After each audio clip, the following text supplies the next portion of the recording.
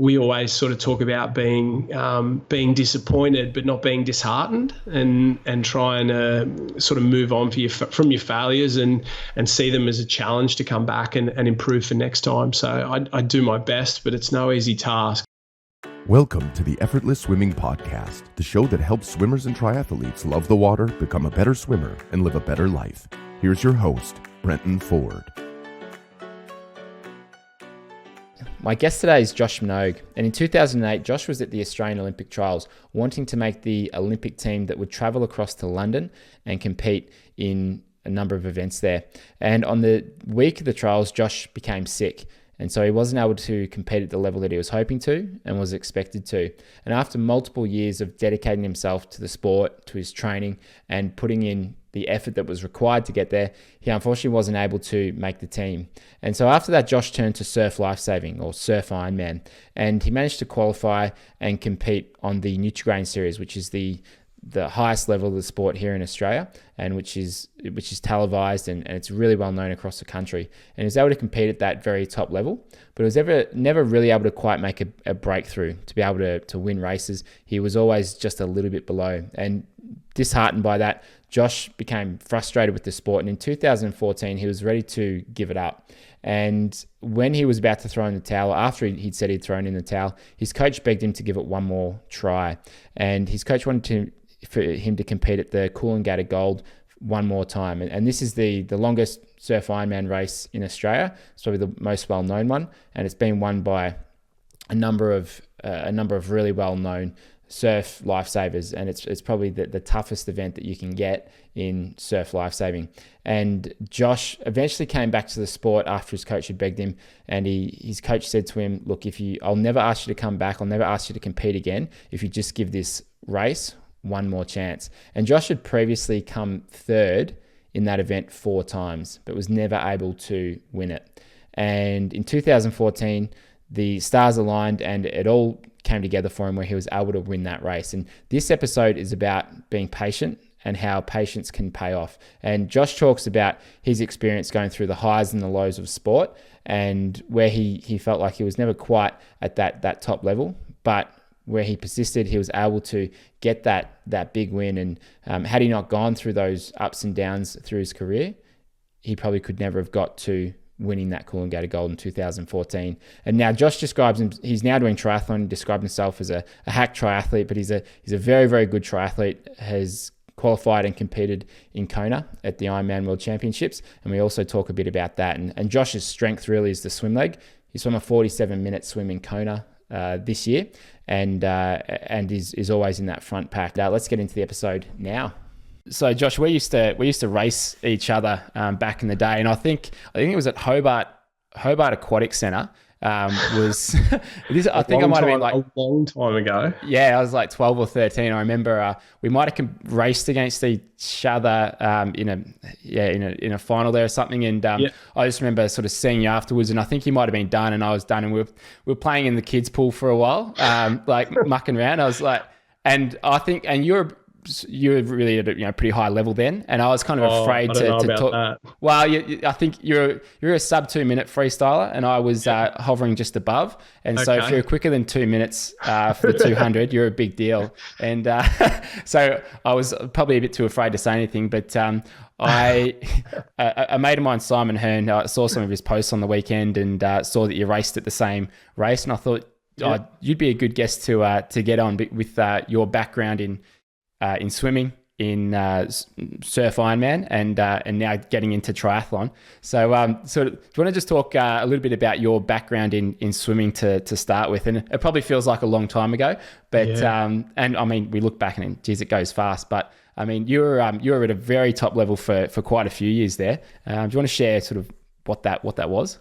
Yeah. Oh, well, thanks for having me on first and foremost. But I was not a bad junior swimmer coming through. I sort of was at the Australian final, won a couple of Australian junior titles. I swam a bit of freestyle and a bit of butterfly, and got picked on a couple of Australian junior teams when I was a little bit older, like 16, 17, 18. So I had a good run there, but I sort of, after 18, I never really kicked on to like the goal's obviously the Olympics when you're a swimmer and a swimmer in Australia. And I got to the point where I was sort of 4th and 5th in the country over 200 butterfly and trying to make those finals in 200 freestyle. So top 10 or pushing on the top 10, but I sort of never really pushed on, and had a couple of really good years in around 2006, 2007, and then 2008 the Olympic trials came, and I made a change to go to Sydney out of Wollongong, because I was at Wollongong originally with Ron McKeon, and you know McKeon as in Emma and David, who are currently on the Australian team. And I trained with Ron my entire life growing up, and sort of made a move and thought I needed some training partners to push me on, and it just never sort of happened. So I got to those 2008 Olympic trials, and I probably wasn't good enough to get on the team anyway, but I ended up crook as a dog the week before, and sort of finished with just finals and semi-finals, but never sort of got to that level. And I swam with a lot of really good guys. I swam against Michael Phelps in 200 butterfly mid-2006 when he was at his absolute peak of his power, and I've got that story I can always sort of talk about, and I'm pretty lucky to have that one. So that's my swimming claim to fame, and I guess like so many, it's I guess a story of what could have been. If I'd probably, well, not made better decisions, but just sort of taken the path a little bit easier. I sort of got white line fever when I was 14 or 15 and sort of thought I could go to the games, and went all in on it. And yeah, it's funny how the world works, but I wouldn't really change my path for anything, because I learned a bunch of really good lessons, and there's a lot of good things you learn out of sort of being disappointed early on in your life, and you learn to sort of overcome that. And it's not the end of the world if you don't achieve your dream. And I'm pretty lucky to have had that lesson at the age of sort of 19. And yeah, as I said before, I definitely wouldn't change it. Although going to the Olympics would be fantastic. It sort of set in motion a bunch of things that have gotten me to where I am today, and I've got a family and a wonderful life up here because of it. And I don't know what would have happened if I had gone to the games, but I'm pretty content with the way it's turned out now. Yeah, and taking those lessons early on as well, and coaching as you do now, how do you convey that to the athletes that you coach? Yeah, I'm lucky to coach at Sunshine Beach Surf Club up on the Sunshine Coast now. So I guess it's hard to tell kids about disappointment, and I guess you and I would be the same. You hear it when you're young and you don't really believe it. You think, oh, how can losing be good for me, or how can disappointment be good for me? And it's probably something that I try and tell the parents as much as the kids, that they don't get disheartened when their kid or when their child comes fourth, or when they miss the final, or when they get second. It's these losses are good for them in the long run. It teaches them humility, and it teaches them to learn from mistakes and to analyze their races, because if they're just always winning, it just doesn't help. It doesn't create a good personality, I guess, or a good mindset. And it tends to be the ones that win all through teenage years, that when they do finally come up against a challenge, then that's when they find out, well, what they're really made of. And when it's not so easy, it really sort of opens up their character. And I guess I try to impart that on the kids, but it's really tough when you got 13 and 14 and 15-year-olds who commit everything to a goal, and they don't get it, and how they can see it as a positive in the long run. And we always sort of talk about being disappointed but not being disheartened, and trying to sort of move on from your failures and see them as a challenge to come back and improve for next time. So I do my best, but it's no easy task. I've got a lot of I got a new appreciation for all the swim coaches I had back in the day, and surf coaches when I started coaching as well. It's not an easy gig. No, it is a good gig though. Like I'm really glad that I went into this line of work, and you get to work with great people, and you get to hopefully impart some of the knowledge that you've picked up along the way. And it's kind of like, it's just, there's so many different moves that you can use, and so many different things that you can say, or directions you can steer the athletes that you coach. But it's a way to be creative as well. Like you get to kind of just figure things out and try and see what's going to work best for each person. And it's I really like that creativity of it, where you can have your own style, and like continually learning. Like I think back to when I first started coaching about 12 years ago, and geez, I was such a rookie then. And even now, like there's times where I think, geez, I've got so much to learn. But like as soon as you stop learning, I think that's probably when you should stop coaching. And like, what have you found? What have you found to be the difference between being an athlete and then being a coach and having to be on the other side of the fence?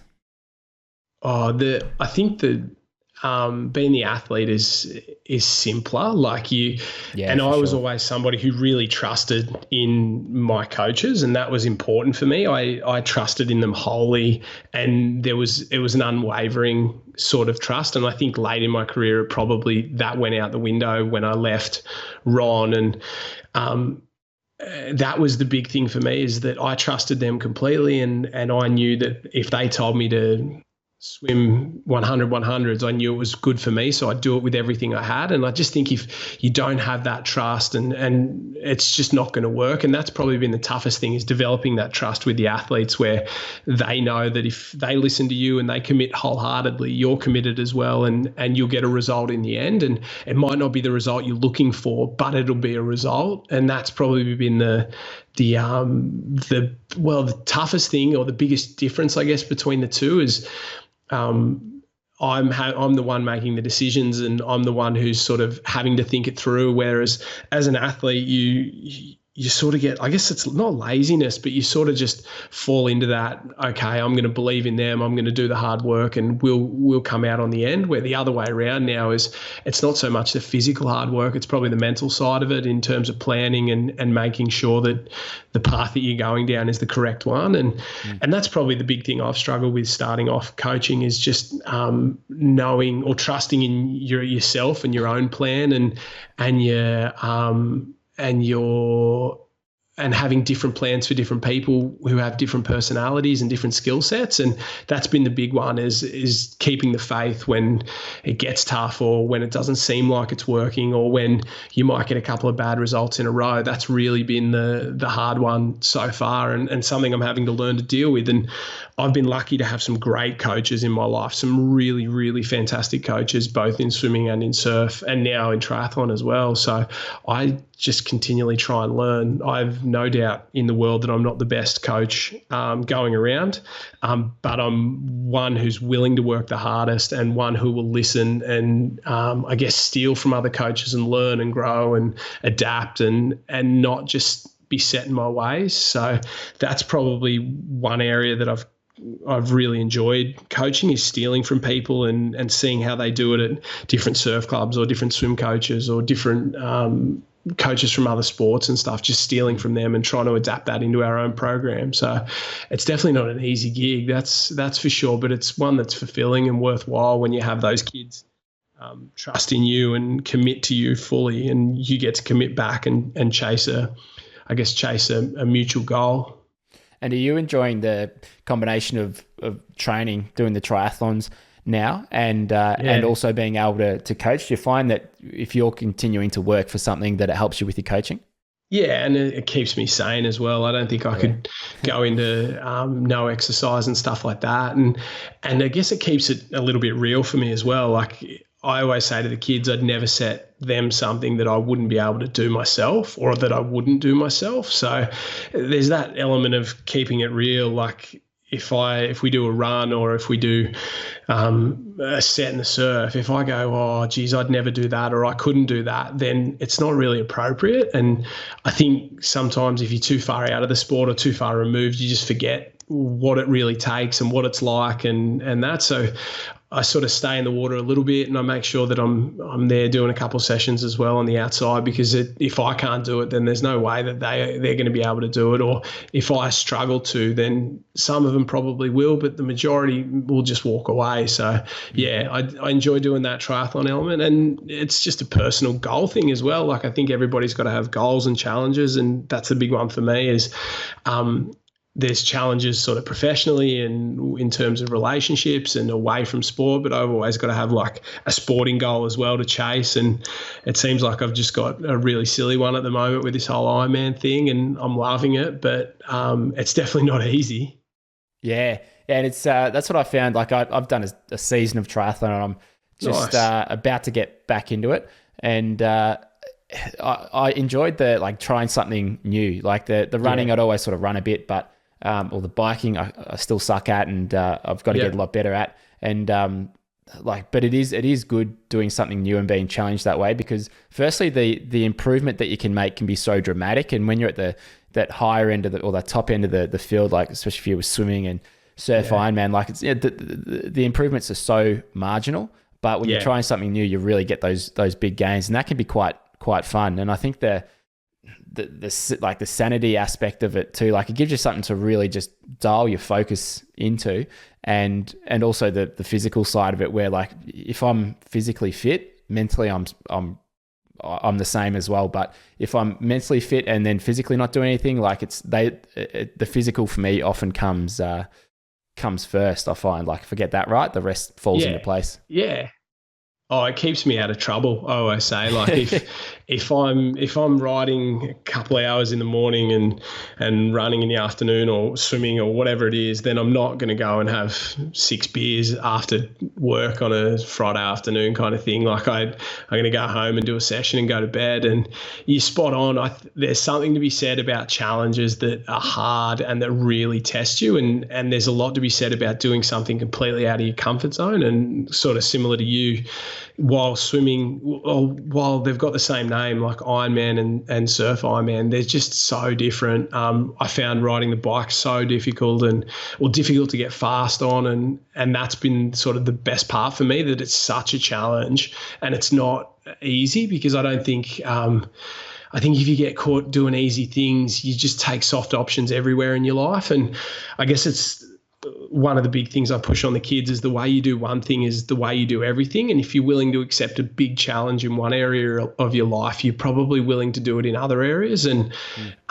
if you're working hard, sort of in the fitness area, and you're keeping yourself in a good place, then I guess you're doing the same mentally and at work and with your family and stuff like that as well. And it sounds really airy-fairy, but I just feel like it works. Like if you can find a challenge that you're willing to overcome, in the sporting arena, I bet you'll look for challenges in terms of your professional career and in terms of other areas, and that'll make for a more fulfilling sort of life. And it's something that I've sort of only embraced the last couple of years. I was always happy to, in clubbies, like to do the same things over and over in the same sort of, I guess the same races and guys that I knew I'd beat, or guys that I knew I could race against. And now it's like, well, I want to take on the best in the business. And even if I get smacked up, at least I've accepted the challenge and I can come back next year and see just how much better I can be.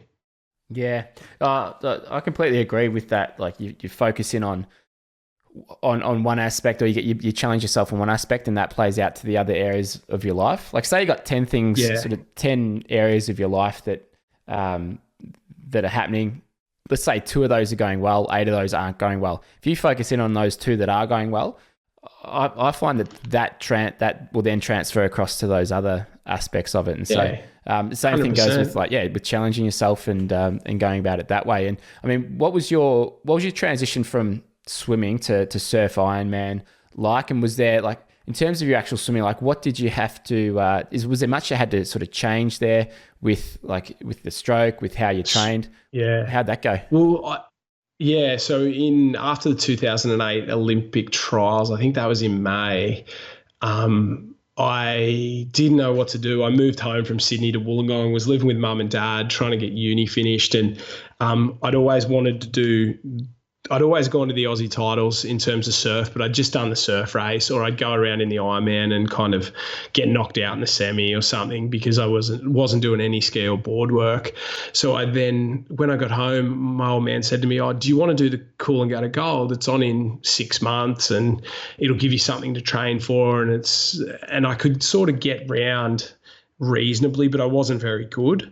So I got home and decided, well, yeah, okay, I'll do that, and got a job at home and just sort of started training towards that. And I had no idea and was training on my own and sort of didn't really know what was up at all. And I just sort of do long sessions. I just paddle as hard as I could, as long as I could. And then there was a couple of groups around town.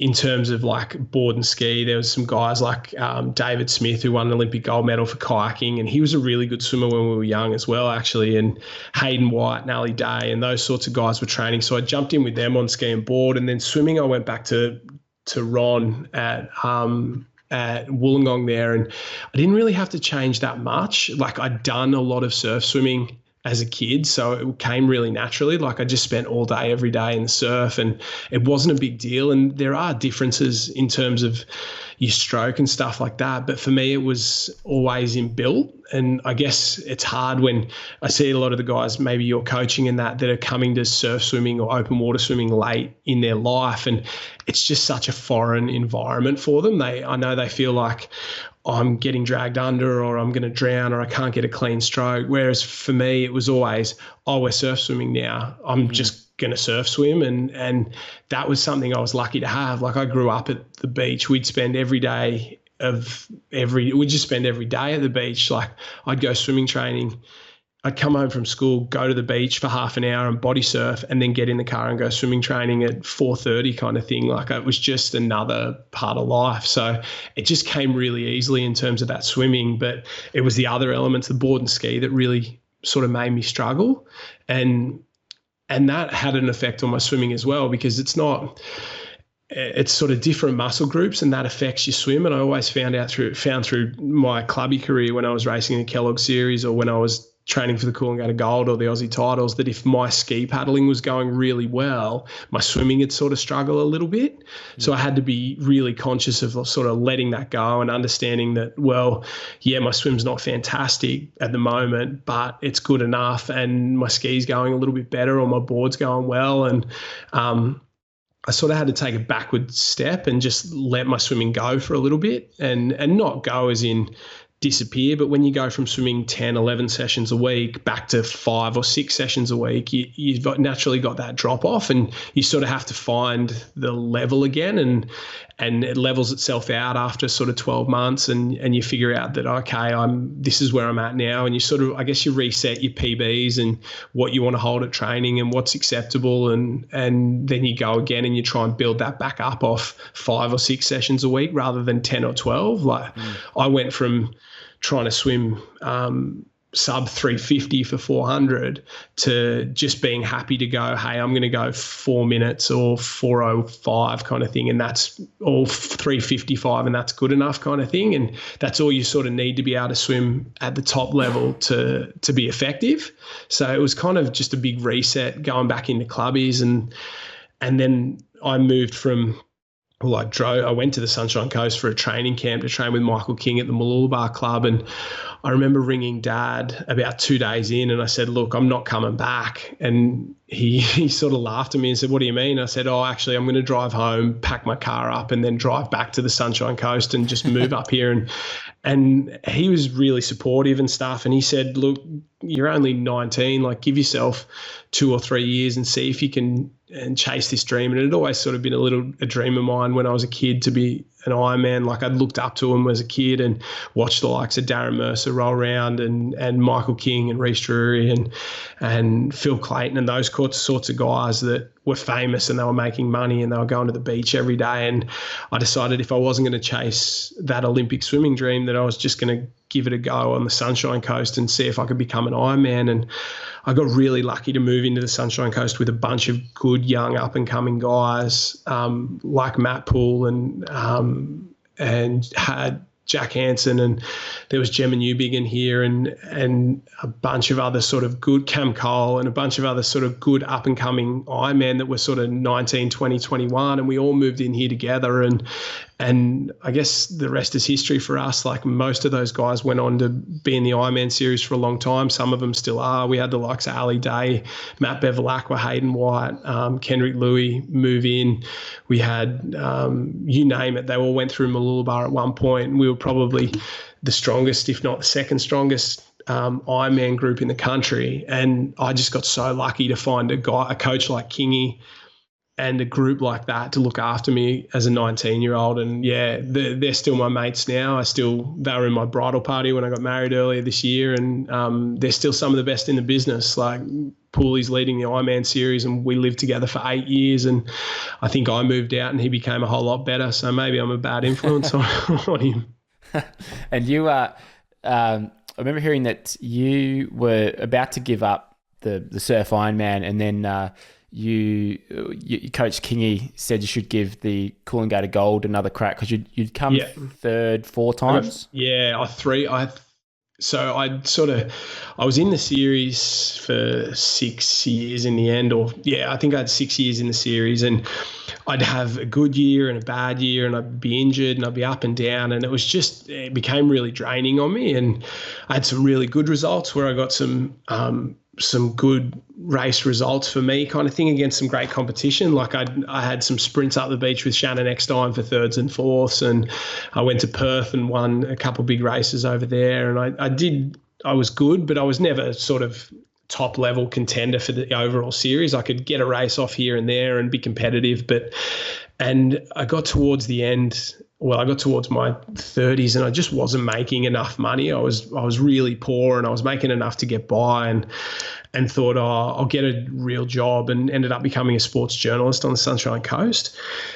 And then every couple of years, I'd have to go back to the Kellogg's trial. There'd be automatic qualifiers from the year before, let's say top 6. And if you fell outside of that, you had to go back to a trial, and you'd train all winter and get yourself ready for one day, where if you finished in the top 10, you'd get in. And if you missed out, you have to wait 12 more months to go back. And by then I was just over going to the trial. I'd finish like 7th or 8th or 9th every year, and I'd have to go back to this trial year on year on year and get in. And I was over it, and got to the trial in September of, it must have been 2014, and got to the trial and was doing really well, and had trained really hard, and was out in front by a mile in the first race. And it was 3 races. And basically all you had to do was sort of get 2 good results, and then you could have 1 shocker, and it'd be enough to get through. Like, it wasn't brutal. But first race, mile out in front, I got smacked by a wave and my ski went about 100 meters up in the air. And I remember when I popped back up, I could see it still going up in the air, and it came down into about 1,000 pieces and washed into the beach. And so I was out and got no points in that first race, which meant there was no chance I was getting through. And I decided I was done at that point. There was nothing you could tell me, nothing you could convince me to make me ever do another Ironman race again. I was just so over it. Like, I had no money. I was working a full-time job. I was training outside of that. So I'd get up at 4:30 and then wouldn't get home until about 9:30 or 8:30 at night, and do that sort of 5 days a week. And I was just done. And so I legitimately just drank for about 2 weeks, and like partied and sort of went out every night and had an absolute blast. It was so much fun. But about 2 weeks later, Kingy rang me, and he's as close to a father figure as I've had outside my dad, along with Ronnie McKeon sort of thing. And he rang me and he's like, I can't see you do this to yourself. Like, you've done and I was in good form. Like, I was in as good a form as I'd ever been in my whole entire life. And it was just really bad luck to cop one on the chest and sort of end my trial. Like, I would have just rolled through the trial and got in, no stress at all. The guy who ended up winning the trial was training with us day in, day out, and I was as good, if not better than he was. So I know I would have got through if it wasn't for that wave. And so he just said to me, look, mate, I can't see you do this to yourself. Like, can you please do this gold for me? It might have been 8 weeks. He's like, we've got 8 weeks to prepare, please, please, please. And I just kept saying no. And then in the end, I made him a deal that if I said yes this one last time, he'd never ask me again to go and train or to go and race, and that we were done. And we agreed to it. And I went back to training the next day and did 8 weeks with 1 or 2 other guys, because everyone else was training for the Kellogg series that year. And I just did this Coolangatta Gold work. I did it with a young kid named Alex Wright, who's a great little competitor and still races well. And nobody gave me a chance in the world of winning that day. Kane Eckstein had won 5. 5 of the last 6, I think, at that point, and I'd gotten third 3 times, twice to him and once to Ali Day. And like, I was good, but nobody gave me a shot. I think he was $1.05 favorite, and I would have been $100. I'm pretty sure, and I love my old man to death, but I'm pretty sure he had money on Kane that day to win the race. And that's not a word of a lie. I think he might have had 100 on him to try and make a little bit of money back. And Kane had just done the world record for chin-ups in 24 hours. He'd done like 4,500, or no, maybe 7,500 chin-ups. He'd taken that record from Dave Goggins, the Instagram, the motivational guy. So he'd just broken the record from Goggins. And I think he'd hurt he hadn't really been training enough, I don't think, ski and board. And I think he hurt his bicep a little bit early in the race. So we line up and nobody really believed I could win. They were sort of thinking, oh, Josh will get a second and that'll be a good way to end his career, or a third, and that'll be a good way to end his career, and happy days. And I get off the ski about maybe 7 or 8 minutes down on Kane, and I got off the ski and apologized to my handlers and were like, I'm not doing, like, I'm sorry. I'm so far down. Like, this is not my day. Like, I'm sorry, guys. Like, legitimately apologized and just thought, I'm going to finish 13th here at best. And then I got into the swim and I just got a rhythm together. And, we spoke about before about different surf swimming. Like, I guess the one big difference is you got to get your rating up. And I just decided that I was going to rate up as high as I possibly can and see how many guys I could pull back, or how many minutes I could pull back. And in the end, I think I swam 5 minutes off Kane or something in that swim, and I was only 2 and a bit minutes down. And when I got to the beach, the boys were sort of losing it, and they're like, mate, you can get him on the board if you really, really have a go. And I thought if I could be close to him on the board, I'd be able to outrun him. And I still believe that to this day. But we got about halfway through the board and Kane, his bicep had gone and he was sort of floating along, and I paddled past him, and I think a lot of people got this confused. I sort of said to him, jump on, mate, and we'll get to the end. And I think people thought I meant jump on my board and I'll paddle you to the end. But what I actually meant was jump on my wash and I'll drag you to the end, because I genuinely didn't want him to finish out there, if that makes sense. Like, I wanted to, if I was going to beat him, and even at that point I wasn't 100%, I wanted to beat him fair and square and full blown and outrun him kind of thing. So because he was the best athlete, the best long distance athlete I'd ever seen at that point. And he'd done Kona, the Hawaiian Ironman, the year before, and had to pull out of that on the run. And I just thought I could outrun him. And he sort of went for a little bit further, but they ended up pulling the pin. And I couldn't believe it. Got to the run and just kept rolling and ended up winning by 10 or 12 minutes in the end. And the final race of my career was probably my best. And I made enough money to get a house deposit, and all the problems that I'd had sort of 6 months earlier kind of disappeared. Like, I had people sort of wanting to sponsor me and money for the first time, and I was winning races and I was kind of relevant, but I'd promised Kingy that I was never going back, and good to my word, I decided that was that, and enough was enough, and walked away like that. So it was, easily the best day I've had of racing ever in my entire life, and the most memorable. But it wasn't memorable for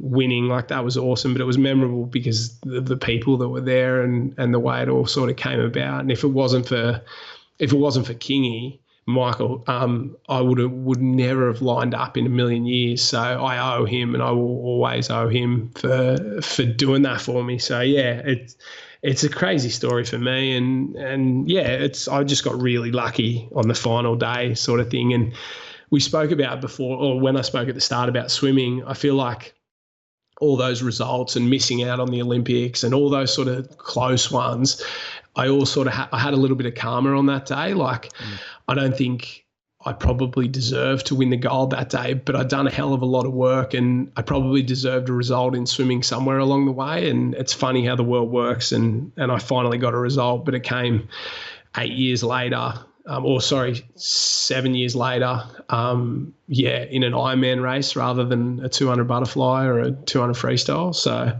yeah, it was good, and I'm very proud of it to this day.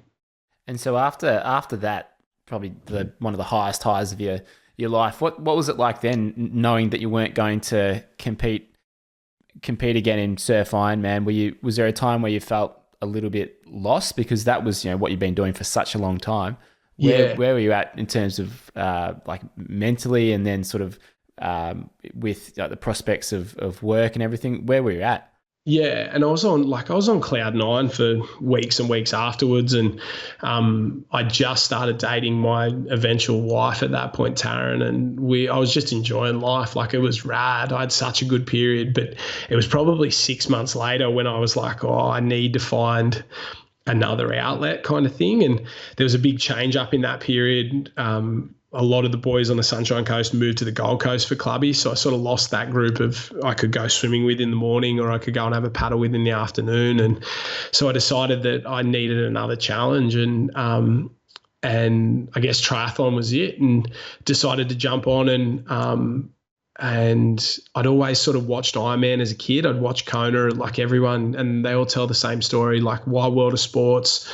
You'd watch it there and you'd see these guys sort of hammer it out. And I have very little doubt that it's the hardest race on the planet. And it's the hardest race on the planet, not because it's just physically tough, but it's so competitive as well. Like, you can get guys at age groupers and stuff like that who are just animals out there. And I just sort of thought, I'll get a bike and see how I go. And I ended up getting, through a friend of a friend, getting in contact with a coach, Brett Davidson, and Box has been so good to me, and he sort of guided me through it. And I started really slow, and I had some hiccups, and I was in and out and up and down, but yeah, it's been a fantastic journey, and eventually got to Hawaii last year, and yeah, it is the greatest day in sport without a shadow of a doubt. So, and I kind of I definitely want to go back in 2020. So that's the next goal. But yeah, triathlon was a savior. I didn't want to go back to clubbies. I felt like I'd done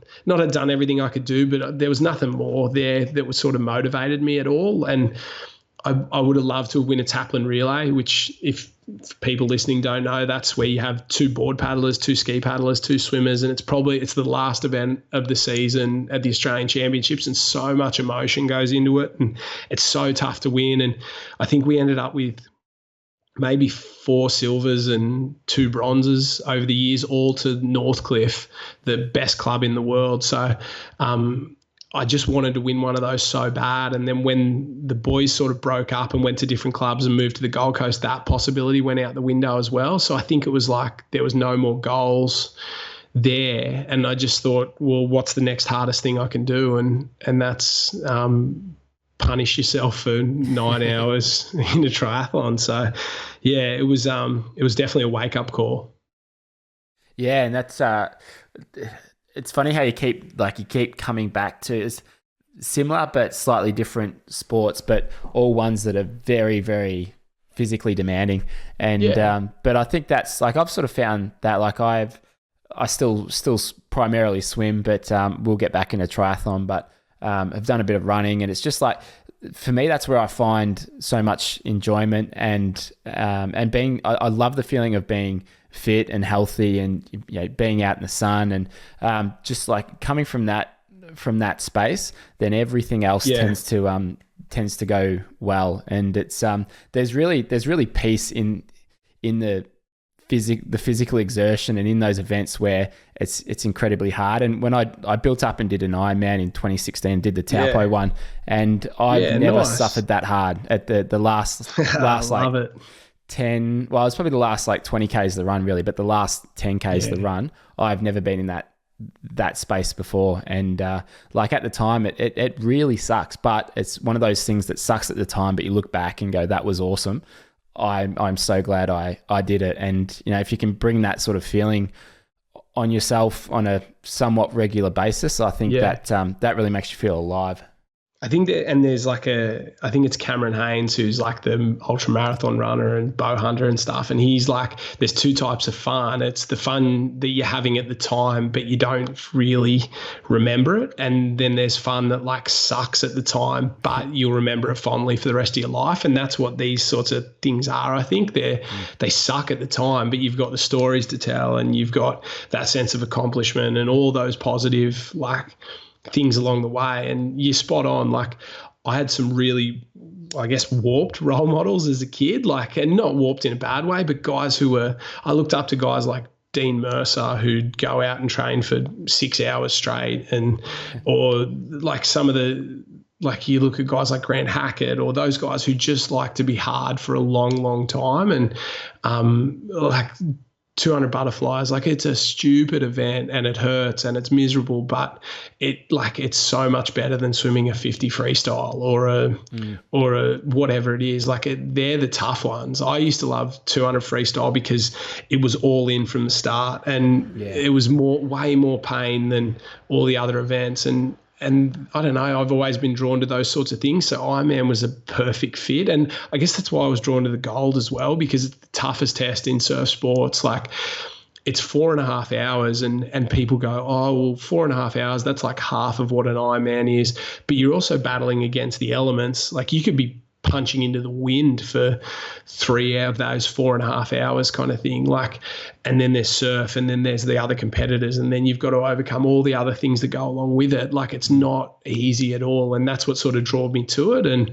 And yeah, like you said, it's those challenges that you really discover what you're made of and who you are. And yeah, that fatigue makes cowards of us all kind of thing. And you've just got to figure out whether when you get to that point, there's really anything there, or you just all talk on the start line, because there's so many people that are just all talk on the start line. And when it gets to hour 6 or 7 or 8, are they saying the same thing, or are they doing the same thing? And that's the real, the real revealer of character, I guess. And yeah, it's great. It's Ironman especially, because it's just such a tough day, and so much, and it's such a roller coaster. Like, it's so up and down. Like, and for me, I think it's a little bit easier. Normal people just hate the swim at the start. Like, for them, it's an hour 15 of absolute misery to start the day. Whereas for me, it's like 45 minutes of the easiest, most clean open water swim you'll ever have. And you start the race out in front. It's just so much fun from then on out. And yeah, I get passed by 1,000 guys on the way through, but I just love it. Like, it's such an addictive thing, and it's such a tough test. And if you ever go to Hawaii and you watch the race, you understand how important it is to some people and how tough it can be for those guys out there. Guys like Craig Alexander or Jan Frodeno, or those guys, like, they truly are some of the best athletes on the planet, bar none, because they mightn't be the strongest or the fastest, but they suffer the longest. And I think that's something that sort of is overlooked, and it's something that draws me in every time. Yeah, and they make it look so easy. Like, you look at Jan at Kona, makes it look so easy, and you think, oh, well, okay, it's like it's another day out for him. But inside, he's got to be suffering so hard to be able to hold that speed for that long, and to be able to do it so consistently as well. Like, he's just incredible, especially over the last few years. You look at how far ahead he is of the rest of the field. Like, it's just it's a real and sorry, you go. Yeah, sorry. There's some guys in different sports that make it seem that way. Like, Phelps is the same, and Grant Hackett was one. Like you watch his swim in Athens in 2004, and he just looks so good the whole way through. He makes it look so comfortable, and then he gets out and he almost collapses when he stands up on the block. And like, Crowe was another one of those in triathlon. And there's guys like Shannon Eckstein in Surf Ironman, and they're the guys that it hurts them, but they just don't care. Like, there's a goal that's more important than the fact that it hurts. Like, and a few people have said to me in the past, like, pain is inevitable, suffering is optional. And that's the attitude. Like, they don't suffer. They're in pain, but they're not suffering. Whereas people like me or your regulars, like we suffer through the last couple of hours. And I think that makes it worse. Whereas they're in pain, they understand it and they just move on. And I think that's a part of being a professional athlete that is overlooked, the ability to just deal with it and get the job done anyway. And over the next sort of 5 years or so, what would you like to not necessarily be doing, but how would you like to be helping the guys that you're working with and competing, like the sport that you're doing at the moment? So what are you working towards, and what are some of those challenges that you want to continue to face?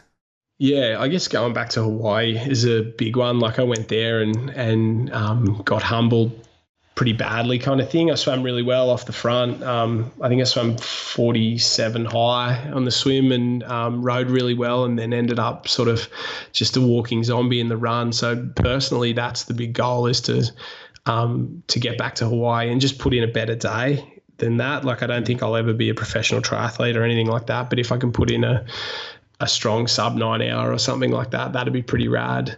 And then on the work front, I'd love to coach guys that go to the highest level, and I'd love to coach Kellogg's Iron Women or Iron Men and sort of help them achieve their dream. But it's probably not the focus for me. It's probably helping each kid when they come through figure out what they want to get out of the sport, and then helping them get to that point.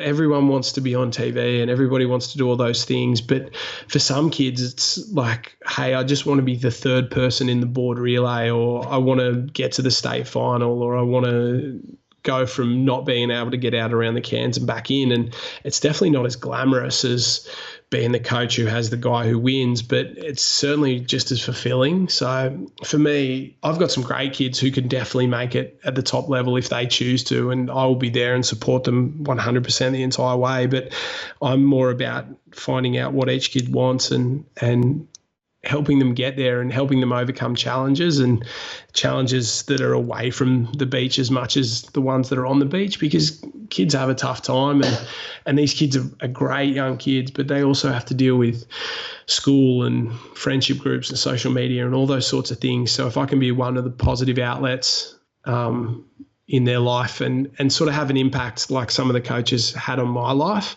I still ring both Ronnie and Kingy all the time and ask for advice about everything except surf and swimming kind of thing. I still talk to them and like about life and all these sorts of things. And I just hope one day that, I guess that's my goal over the next 5 years, is I can have relationships with these kids where they feel like they can ring me and ask for advice. And if they need help, call and not be afraid to ring and say, hey, I made a mistake, what should I do?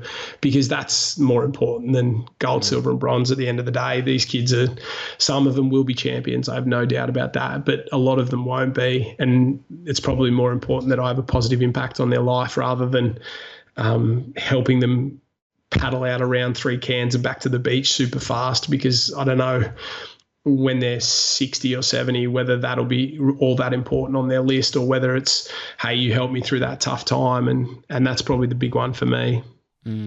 Yeah, I think that's a really good goal as a coach. It's a sign of a coach where the athlete can come to you and talk about things, challenges they might be having in their life, and teaching those life skills that they may not be getting at home, they may not be getting at school. That's where I think you can have the biggest. But maybe they are getting them at home, but a lot of the time they just don't listen to their parents. Like I'm not saying my message is any different to their parents, but sometimes it's just got to come from a different source. And mum and dad, like it happens all the time. You're too close to, or the kids are too close, and they feel like that they can sort of lash out and say like, hey, if you, like, no matter what I say to you, I know you're going to love me. So they sort of take it out on their parents. Whereas if it comes from a coach or a teacher or a family friend, they tend to listen a little bit more, and it doesn't get drowned out in the wash of, hey, get ready for school and all these other things. And that's probably the big one for me, is like, I don't know any more than parents do, but sometimes it's just a different voice that has a bigger impact. Yeah, I was contacted by a parent this week actually, and she said, look, our daughter, she's having trouble like when she gets to the race on the blocks, like she just counts herself out. She looks at the other competitors and then just overthinks it and thinks she's not good enough. And she said, like, yeah, myself, my husband, and trying to, like, you know, talk her through it and give her some things to help. But like, I just knowing what it's like, you know, they're not going to listen to their parents, no matter how good an athlete they were or how good a coach they might be. It's like, it's got to come from someone else. And I think that lesson's got to be learned in the doing. It's not going to necessarily come from what someone says. Yeah, so, that's it. And I said, look, we'll be better off, you know, doing some sessions and some training sessions and just get her to build up that confidence in the pool first, and then she can translate that into the races. And it's good to know that like that's what the real benefit of being a coach is, or how you can really help people. Because as you said, looking back in even like 5-10 years, how fast that person goes, or how fast the swimmer goes for 100 meters, probably not going to make a big difference in the grand scheme of their life, but it's the other stuff around it.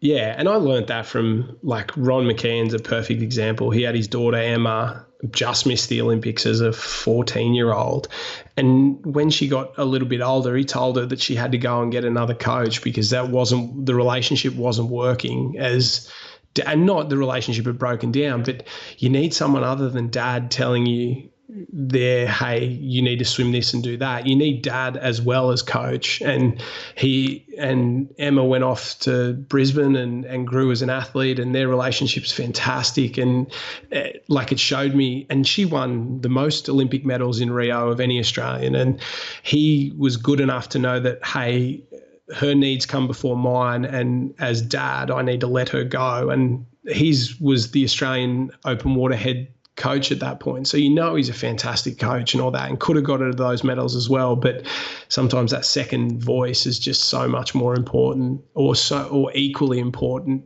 in reinforcing those messages.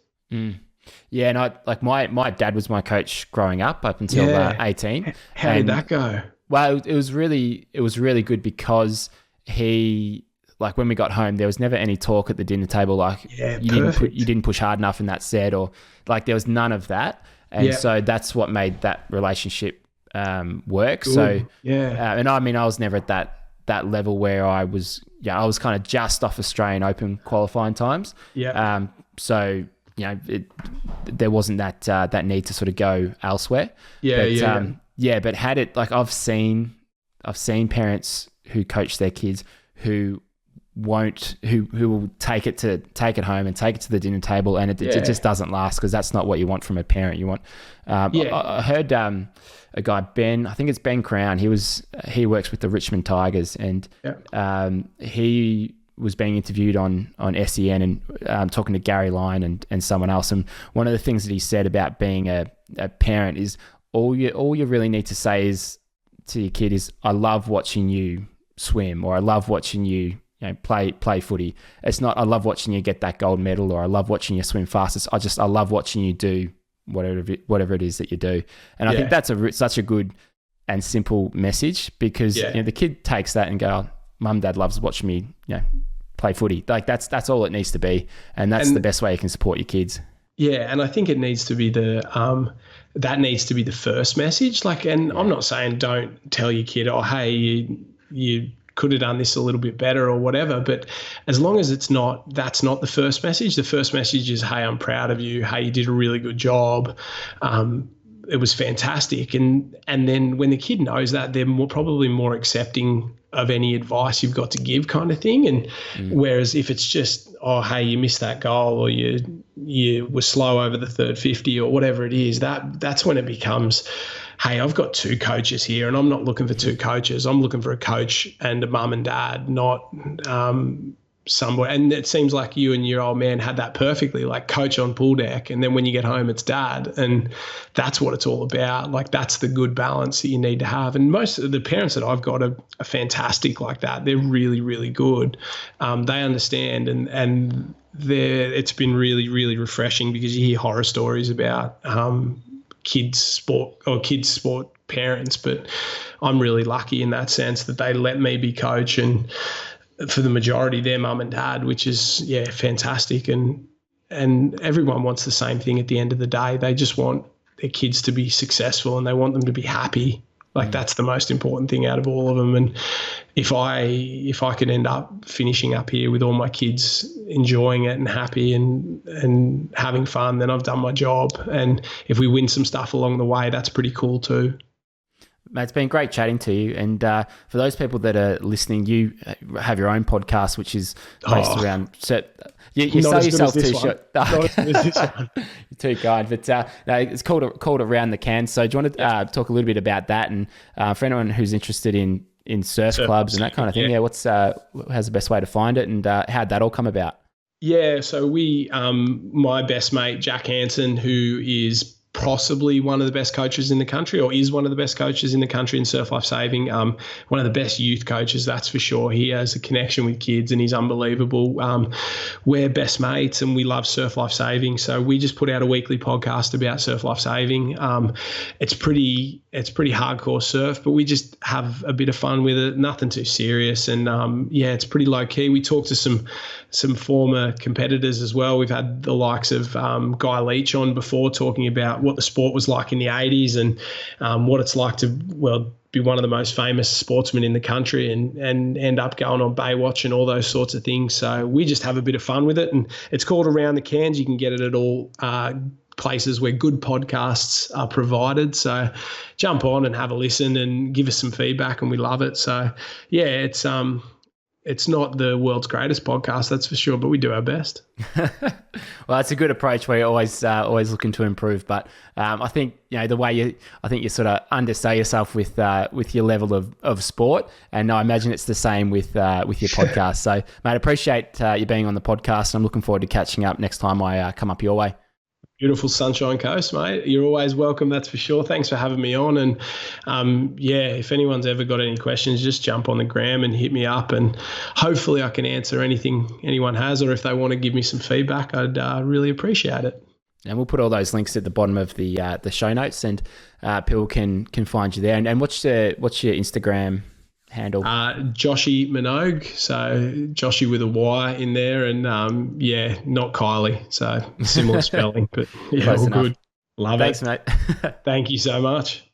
Thanks for listening to the Effortless Swimming Podcast. If you'd like us to help you become a faster, more efficient swimmer, go to www.effortlessswimming.com.